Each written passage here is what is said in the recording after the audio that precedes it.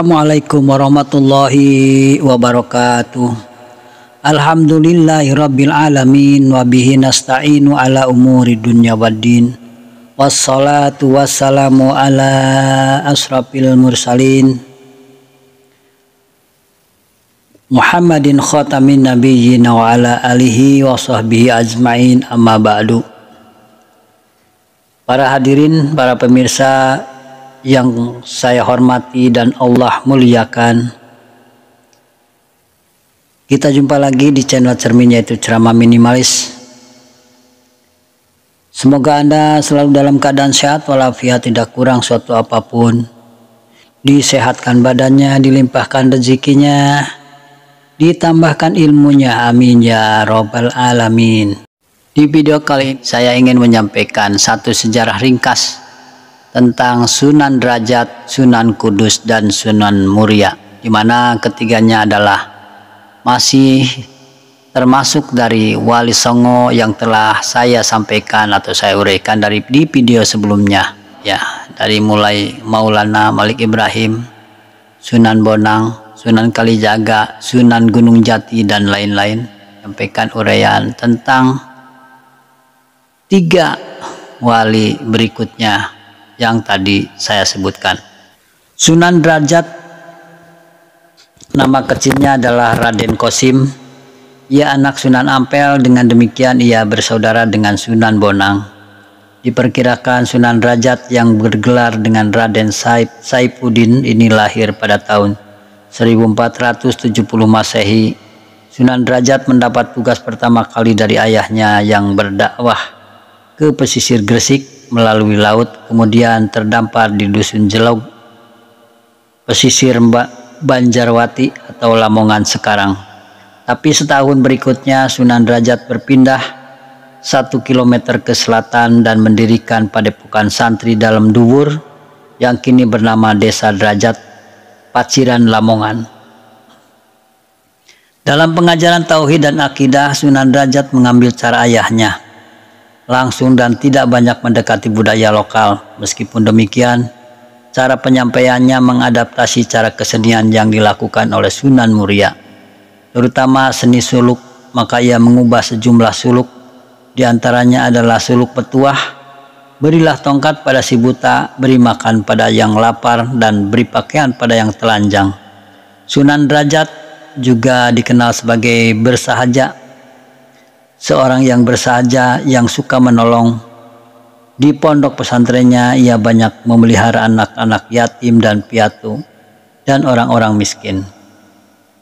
Kemudian yang ke-8 adalah Sunan Kudus. Nama kecilnya adalah Jafar Sadik. Ia putra pasangan Sunan Ngudung dan Sarifah, yaitu adiknya Sunan Bonang, anaknya Ageng Maloka. Disebutkan bahwa Sunan Ngudung adalah salah seorang putra sultan di Mesir yang berkelana hingga ke Jawa. Di Kesultanan Demak ia pun diangkat menjadi panglima perang. Sunan Kudus banyak berguru pada Sunan Kalijaga, kemudian ia berkelana ke berbagai daerah tandus di Jawa Tengah seperti Sragen, Simo, hingga Gunung Kidul. Cara berdakwahnya pun meniru pendekatan Sunan Kalijaga. Sangat toleran pada budaya setempat, cara penyampaiannya bahkan lebih halus. Itu sebabnya para wali yang kesulitan mencari pendakwah yang ke Kudus, yang mayoritas masyarakatnya pemeluk teguh menunjuknya. Cara Sunan Kudus mendekati masyarakat Kudus adalah dengan memanfaatkan simbol-simbol Hindu dan Buddha. Hal itu terlihat dari arsitektur Masjid Kudus, bentuk menara, gerbang, dan pancuran pedas wudhu yang melambangkan 8 jalan Buddha. Sebuah wujud kompromi yang dilakukan Sunan Kudus. Suatu waktu ia memancing masyarakat untuk pergi ke masjid mendengarkan tablignya. Untuk itu ia sengaja menambatkan sapinya yang diberi nama Kebo Gumarang di halaman masjid.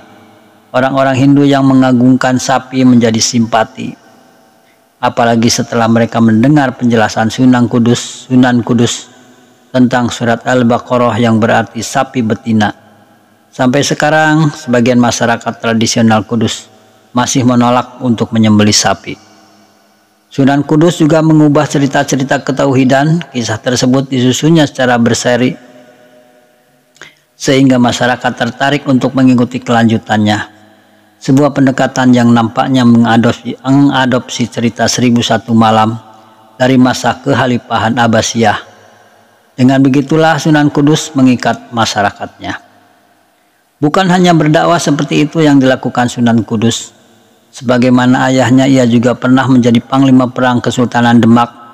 Ia ikut bertempur saat Demak di bawah kepemimpinan Sultan Prawata bertempur melawan Adipati Jipang Arya Penangsang. Yang kesembilan adalah Sunan Muria.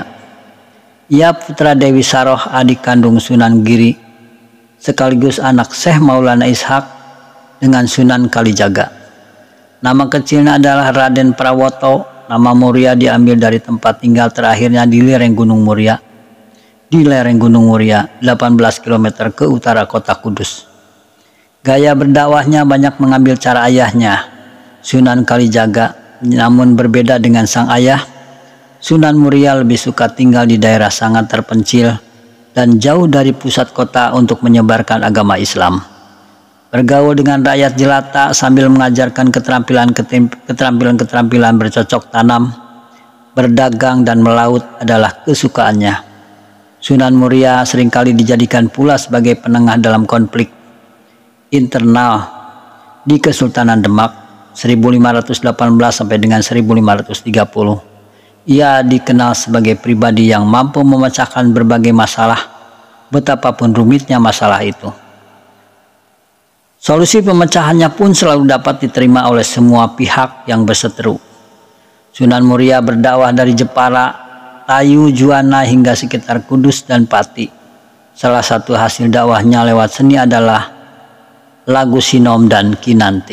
Demikianlah sejarah singkat 3 wali terakhir dari Wali Songo, yaitu Sunan Derajat, Sunan Kudus, dan Sunan Muria. Di mana sebelumnya telah saya sampaikan 6 wali dari Wali Songo. Di antaranya adalah Sunan Ampel, Sunan Malik Ibrahim, Maulana Malik Ibrahim, Sunan Ampel, Sunan Bonang, Sunan Giri, Sunan Kalijaga, dan Sunan Gunung Jati. Mudah-mudahan apa yang telah saya uraikan tadi dapat bermanfaat bagi kita semua dalam menambah wawasan keagamaan, terutama sejarah para waliullah yang telah berjasa menyebarkan agama Islam di tanah Jawa. Akhirul kalam, wassalamualaikum warahmatullahi wabarakatuh.